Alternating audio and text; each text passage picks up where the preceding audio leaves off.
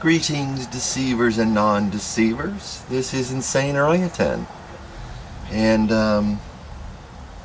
this is Mark BH70.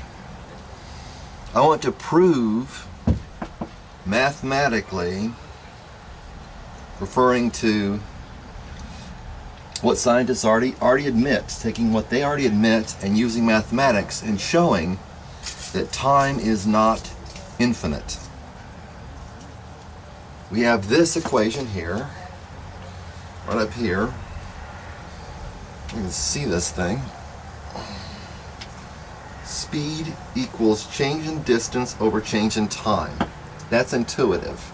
This is algebra, of course. Speed equals change in distance over change in time. That's S delta D over delta T. The idea is the quicker you're going, the more distance you're covering for a certain amount of time. The distance from one place to another, and the time that is elapsed from one time to another gives you the speed. Okay? This is physics, I guess. I think I learned this in physics. Yeah, I learned this in physics. Now, I can't see this very well. The sun. Okay, now you've got, if you flip the equation, 1 over S equals change in time over change in distance, you get that equation, 1 over S equals change in time over change in distance. This is going to be the same as you flip it by an associative property. Then you multiply the bottom. You want to, I'm trying to isolate time, okay? Isolate change in time right down there. So what you do is 1 over S equals change in time over change in distance instead of change in distance over change in time. Then multiply 1 over S times change in distance over 1, which is change in distance. It just means change in distance. You put it over 1 so it makes a little more sense. Equals change in time. Uh-oh, here's where we end up with a problem. Change in, and I can do this without the equation. Change in, 1 over S times change in distance over 1 equals change in time. Therefore,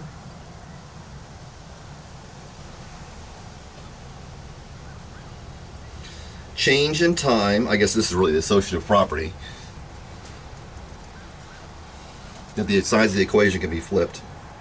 Change in time equals change in distance over speed. See? Therefore, change in time equals change in distance over speed.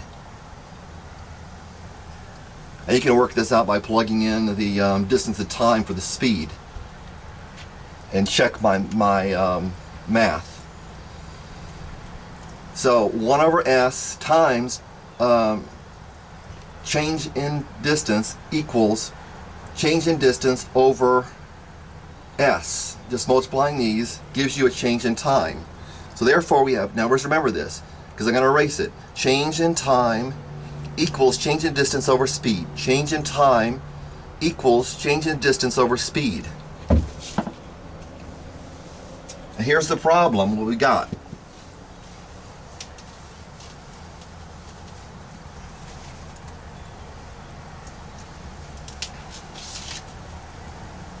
Change in time equals change in distance over speed. Okay? This is another way of saying if you're on a trip, if you reduce the time, if you reduce the change in time, let's say you go from 12 o'clock to 1 o'clock in the afternoon, you could choose just to be arbitrary, 12 o'clock to 1 o'clock in the afternoon, and you increase the speed, this is the proof of it intrinsically, increase the speed,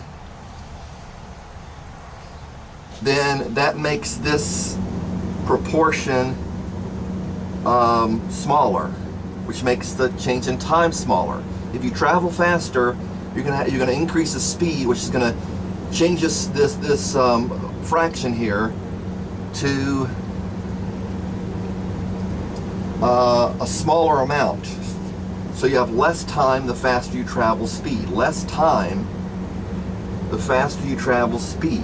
The same distance, or you decrease the distance, can keep the speed the same, and the change in time is less. So here's the problem.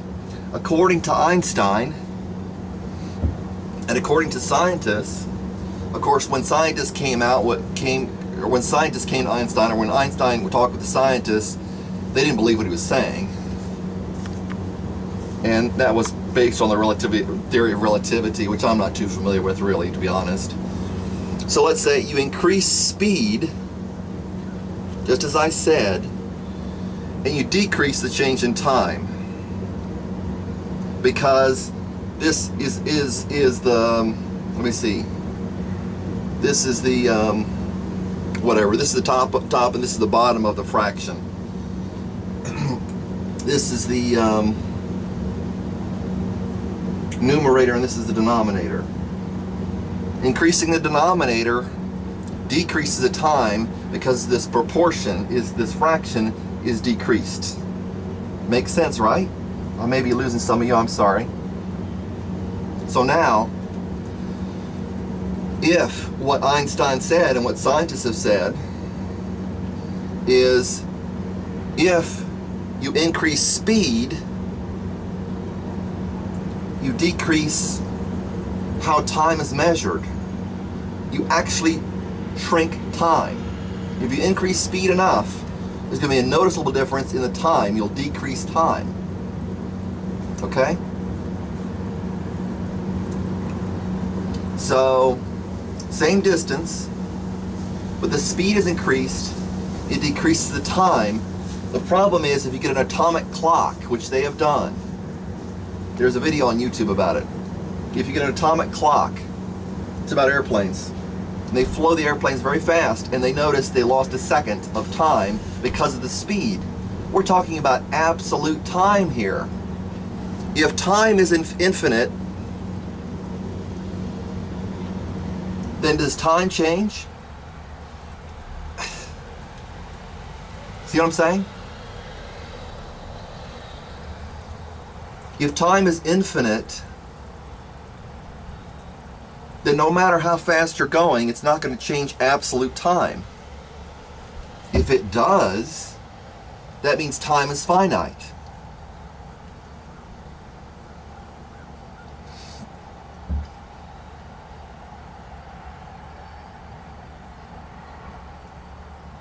If you change the speed and we're getting a reduction in time on an atomic clock, there are two atomic clocks. One that was there, they just let it there, and one they put on a plane, and the time shrunk because of the increase in speed. Not the time it takes to get from one place to another, but the time on the clock shrunk.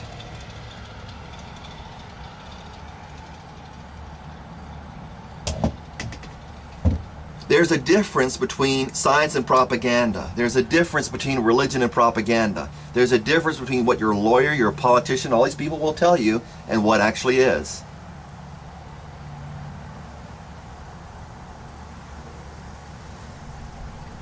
The only answer is that time is finite. If time is finite, there had to be a beginning. And matter is not eternal.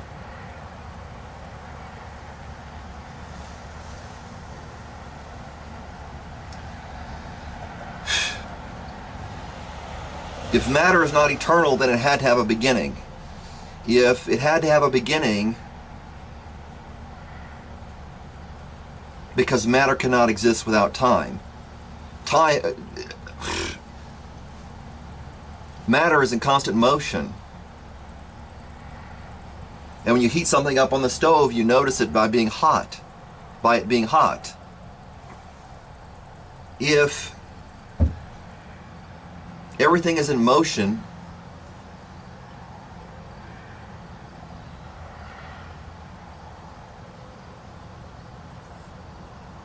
and that's a requirement of matter for it to be in motion, the concept of absolute zero being a situation where no matter can exist because matter stands still. As they've said, if you go near the speed of light, time stops. Supposedly, time stops. And they've proven that time slows down. They did an experiment on it themselves.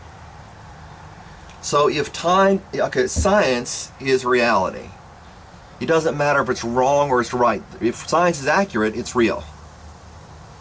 And if mathematics works out, if mathematics is accurate, then it's real. If mathematics shows, and they know this, scientists know this, if they know that time is finite and that the universe is not eternal, then why have they been telling you that? Why have they been telling you the exact opposite?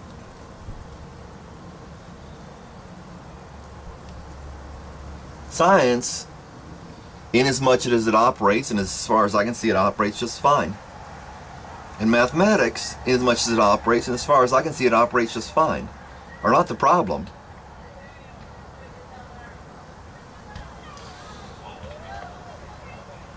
Some people playing basketball.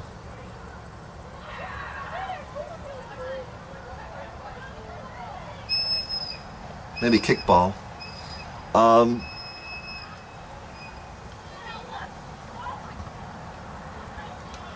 If time is not infinite, if you can bend time, if you can shorten time, then it must have had a beginning and an end. Infinite in either direction, infinite in the past or infinite in future,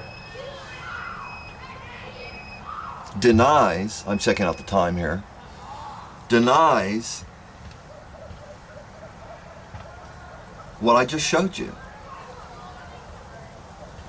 That time is distortable, which the scientists have proven.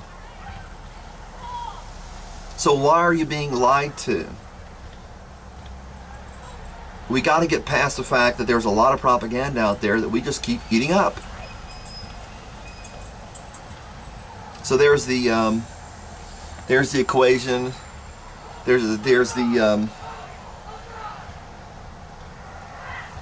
reality there. God bless. So you've got finite time.